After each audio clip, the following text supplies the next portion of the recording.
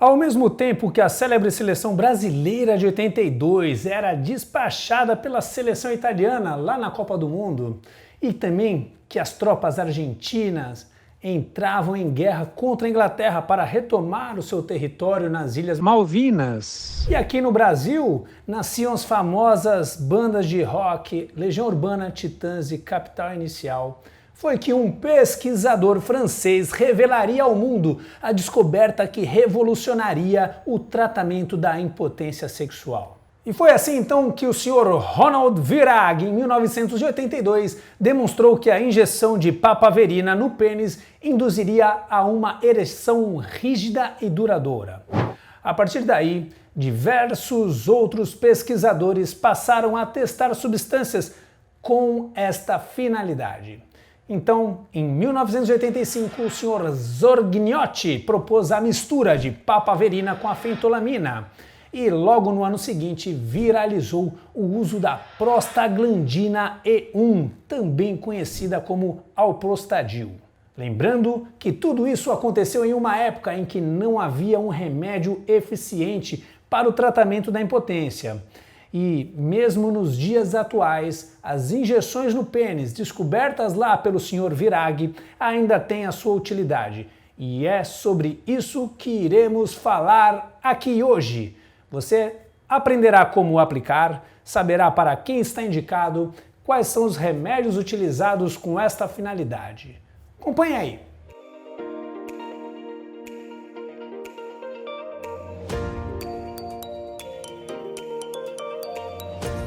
E para entender a dinâmica desse vídeo, primeiro vamos explicar um pouquinho sobre a dinâmica do pênis. Nós temos duas estruturas cilíndricas ao longo do pênis chamados corpos cavernosos. Estas estruturas, quando ficam cheias de sangue, elas deixam o pênis com a consistência rígida, endurecida. É o que nós chamamos de pênis em estado de ereção. Os corpos cavernosos, para ficarem rígidos, eles recebem sangue de artérias, que são vasos de sangue, chamadas artérias cavernosas. Ao mesmo tempo em que o pênis enche de sangue por essas artérias, também é necessário que haja um fechamento das veias que drenam esse sangue. Dessa forma, o sangue permanece no interior do pênis e o pênis se mantém rígido. E esse processo ele é desencadeado por uma dilatação dessas artérias. Então, todo o comecinho da ereção, há algum estímulo que fazem essas artérias ficarem mais calibrosas e fazer com que elas permitam que haja uma maior entrada de sangue nos pênis. E essa maior entrada de sangue no pênis deve ser superada a capacidade de drenagem daquelas veias. Entrando mais sangue do que saindo, o pênis vai ficar maior e mais rígido. Dessa forma, alguns homens que têm problemas nestas artérias, eles têm a entrada de sangue no pênis limitada. E essas pessoas, elas seriam beneficiadas de alguns remédios que promovessem essa maior dilatação. É neste sentido que funcionam os famosos comprimidos sildenafila e tadalafila, amplamente conhecidos, e já temos alguns vídeos aqui no canal, inclusive sobre esse assunto. Mas esses comprimidos, eles possuem um inconveniente. Eles precisam de um gatilho cerebral para funcionarem. Ou seja, é necessário uma excitação sexual, uma excitação do seu cérebro. Portanto, se você tomar um Viagra ou um Cialis, mas não tiver uma motivação sexual, não ocorrerá esta dilatação. E aí, consequentemente, não terá ereção. E é dessa forma que as pessoas ansiosas, deprimidas, com problemas de relacionamento, que estão estressadas ou que estão cansadas, elas podem ter dificuldade de desencadear essa ereção, mesmo quando usam um Viagra. Tal dificuldade será piorada pelo efeito de dois neurotransmissores liberados quando a gente está nervoso e estressado, que chamamos de adrenalina e noradrenalina. Essas substâncias exercem um efeito contrário, o de vasoconstrição. E o primeiro ponto relevante que eu vou comentar das terapias intracavernosas é que a aplicação desses remédios vasodilatadores, eles são realizados diretamente lá no corpo cavernoso, onde é que acontecem as coisas. E dessa forma, a dilatação dessas artérias cavernosas ocorrerá independente de qualquer estímulo sexual. Partindo dessa premissa, algumas pessoas se beneficiarão muito mais deste tratamento. Temos alguns grupos. E o primeiro grupo seriam aqueles mal respondedores dos comprimidos para ereção. Situação muito óbvia, né? A primeira entrada são os comprimidos, aquelas pessoas que não tiverem satisfeitas, não conseguirem se excitar adequadamente ou que os comprimidos não garantem uma dilatação apropriada, eles têm um efeito potencializado com o uso das injeções. O segundo grupo seriam aquelas pessoas que possuem disfunção erétil um pouco mais severa, que não conseguem ereção capaz de penetração em nenhuma circunstância, ou então que vêm precisando de doses cada vez mais altas de sildenafila e tadalafila para conseguirem um bom resultado. Já o terceiro grupo são aqueles indivíduos que não podem usar os comprimidos porque possuem alguma doença que contraindique, por exemplo, a doença coronariana em uso de nitrato, ou então que não toleram os comprimidos devido a algum efeito adverso. E aí, o quarto grupo é aquele composto por pessoas que tiveram lesões neurológicas devido a algum trauma, cirurgias pélvicas ou a própria radioterapia. Estas pessoas tiveram lesões dos nervos que promovem a ereção, portanto, elas são incapazes de desencadear voluntariamente pelo seu cérebro uma ereção. Dessa forma, a injeção faz o seu papel. Outro uso bem curioso dessas injeções é a sua utilização na indústria pornográfica.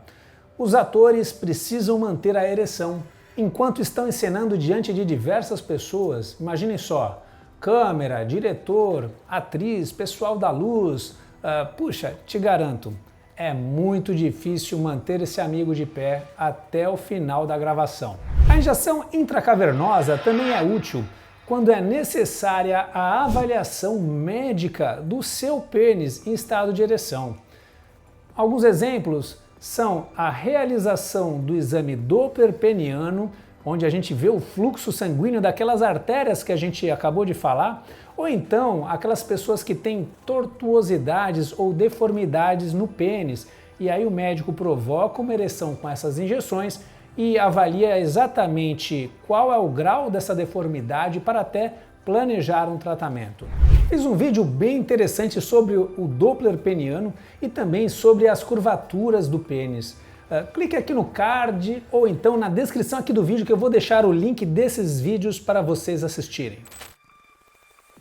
Bom, e quem são aquelas pessoas que não devem usar a terapia intracavernosa? Não são candidatos aquelas pessoas que têm um histórico de priapismo ao usar substâncias vasoativas.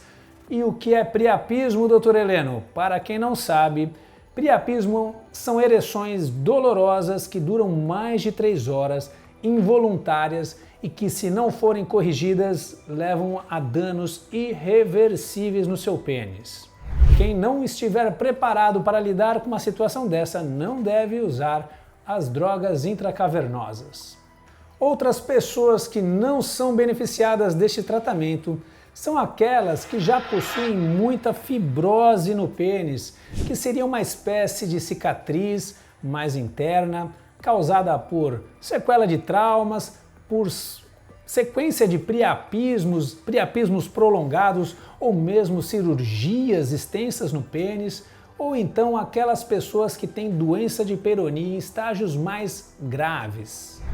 Outra contraindicação das injeções penianas é a baixa acuidade visual, ou então a falta de destreza manual, o que dificultaria a autoaplicação das injeções. O único remédio produzido industrialmente é o Alprostadil, a prostaglandina E1, que é fabricado pela empresa Pfizer e comercializado sob o nome de Caverject, nas apresentações de 10 microgramas e 20 microgramas. ele vem bem legalzinho com um kit, uma caixinha onde já vem o frasco com o pozinho do remédio, um diluente, uma seringa, as agulhas, tudo prontinho para uso. E dessa forma você aspira o líquido com diluente, né? Mistura com o pozinho, prepara o remédio para a aplicação no seu pênis. Fiz um vídeo bem legal, um unboxing do Caverject, onde eu abro a caixinha, mostro com detalhes a preparação, a aplicação. Confira esse vídeo, vou deixar aqui no card e na descrição do vídeo também. Os efeitos adversos descritos do Alprostadil do Caverject são a sensação de queimação no local da aplicação, algum edema, que é um inchaço, a ocorrência de priapismo ou a fibrose peniana. O Alprostadil também está associado a uma maior incidência de dor durante as ereções. A taxa de priapismo com o uso de Alprostadil oscilou entre 1% e 3% e é considerada muito baixa para esse tipo de tratamento. E é atribuída a um aumento súbito e inapropriado da dose, ou seja, a pessoa vai lá, acha que não está dando certo, vai aumentando a dose por conta própria, de uma forma aguda, e aí, pau, priapismo, chama o médico para resolver. Isso acaba sendo mais comum também em homens jovens, ou então homens com causas neurológicas de disfunção erétil. Essas pessoas normalmente precisam de uma dose menor de remédio para ter um bom resultado, e quando elas abusam um pouquinho, priapismo. Então vamos para a segunda droga usada para a terapia intracavernosa, que é a papaverina. A papaverina foi o medicamento mais usado desde a descoberta desta terapia, até o surgimento então do Alprostadil, que foi a droga que ficou a queridinha dos urologistas. A dose usual da papaverina, ela oscila entre 20 e 80 mg e apresenta uma eficácia de cerca de 55% quando usada em monoterapia, ou seja, sozinha. Apresenta as vantagens de ter um custo bem mais baixo, ser estável em temperatura ambiente, mas apresenta as desvantagens de ter uma maior incidência de priapismo e fibrose quando comparada aos outros remédios. Essa vantagem de conservar a papaverina em temperatura ambiente, ela acaba sendo uma vantagem grande em relação à prostaglandina E1, porque a prostaglandina ela precisa ser guardada, refrigerada, entre temperaturas de 2 a 8 graus Celsius. E aí, se você porventura precisar se deslocar, ir para um motel, algum passeio diferente, você terá que se preparar com um isoporzinho de gelo para levar o remédio refrigerado. A terceira substância do arsenal terapêutico é a fentolamina. A fentolamina é um antagonista alfa-adrenérgico que em monoterapia tem resultados desapontadores. Entretanto, foi verificado que a sua associação com a papaverina apresentou uma eficácia muito melhor do que a monoterapia da papaverina. Então a associação dessas duas drogas se tornou uma opção muito interessante. Uma ressalva aqui sobre a fentolamina, lembra que eu falei da adrenalina e da noradrenalina, que elas atrapalhariam a ereção de pessoas que estão estressadas e nervosas? Pois é, esse remédio, ele antagoniza, ou quer dizer, ele inibe a ação da adrenalina e da noradrenalina. Então, ele traria uma maior eficiência quando tiver um fator estressante associado que poderia atrapalhar a ereção. E dessa forma, então, que as coisas evoluíram e decidiram misturar, então, as três drogas, o Alprostadil, que é a prostaglandina, a papaverina e a fentolamina. E foi verificado que isso tinha resultados muito mais promissores. Essa associação permitiu que fosse utilizada uma menor dose desses três remédios, reduzindo assim os efeitos adversos de cada um deles. E dessa forma, a associação da papaverina com a fentolamina ficou popularizada como o nome Bimix e a associação das três drogas como Trimix. À exceção do Alprostadil, os outros medicamentos e as suas combinações só são encontradas em farmácias de manipulação especializadas neste tipo de remédio. A aplicação dos medicamentos para ereção ela é realizada com auxílio de uma seringa de meio ou 1 ml, aquela mesmo usada para a aplicação de insulina. A agulha também é a menorzinha, que pode ser aquela de 26G ou então de 30G. Muitas seringas já vêm com a própria agulha instalada nelas, como esta aqui que eu estou mostrando para vocês. Como falei anteriormente, o Trimix e todas as formulações que possuem a prostaglandina, ou seja, o alprostadil, eles devem ser mantidos em temperaturas de 2 a 8 graus Celsius, ou seja, em geladeira. Não deixem na porta da geladeira, sempre guardem essa ampola lá no fundinho da geladeira. Com o abre e fecha da porta, pode ser que a temperatura do remédio ali na porta possa oscilar muito e você pode perder o seu remédio. Então observem aqui, gente, ó. Então eu vou... Aqui tem uma borrachinha cinza, é a borrachinha que a gente vai aspirar. Nós limpamos aqui, ó, a borrachinha com álcool. Deixa o lencinho para usar no pênis. Eu vou usar essa aqui, a seringuinha de meio ml, tem 50 unidades. Então eu coloco a agulhinha na borrachinha, viro ao contrário o frasco, vê se vocês conseguem ver direitinho aí, e vou aspirar a dose de 0,2, que é a dose que eu vou usar no meu modelo aqui. Então lembrando, a aplicação ela não deve ser nunca na parte de cima do pênis, onde passa a veia dorsal e o nervo dorsal, nem na glande, muito menos aqui na uretra, por onde passa o canal da urina, tá? A aplicação é sempre aos lados, nos corpos cavernosos, ficam bem aqui. E a aplicação é feita em 90 graus em direção ao pênis, bem perpendicular. Claro que você vai fugir de alguma veia visível, aqui a gente tem nesse modelo uma veia bem visível, a gente não vai aplicar na veia, vai fugir um pouquinho da veia.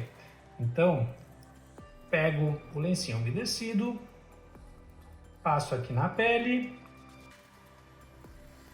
e coloco aqui, ó, 90 graus e aplico a agulha inteirinha. A ideia é que tem que aplicar o remédio dentro do pênis, dentro do corpo cavernoso, injeta o remédio lá dentro e tira o modelo. Depois é normal sair um sanguinho, a gente põe o dedo, uns segundinhos que o sanguinho parou, é só aguardar o efeito da ereção. Em torno de 5 a 10 minutinhos já vai ter a reação do pênis ficando ereto, tá legal?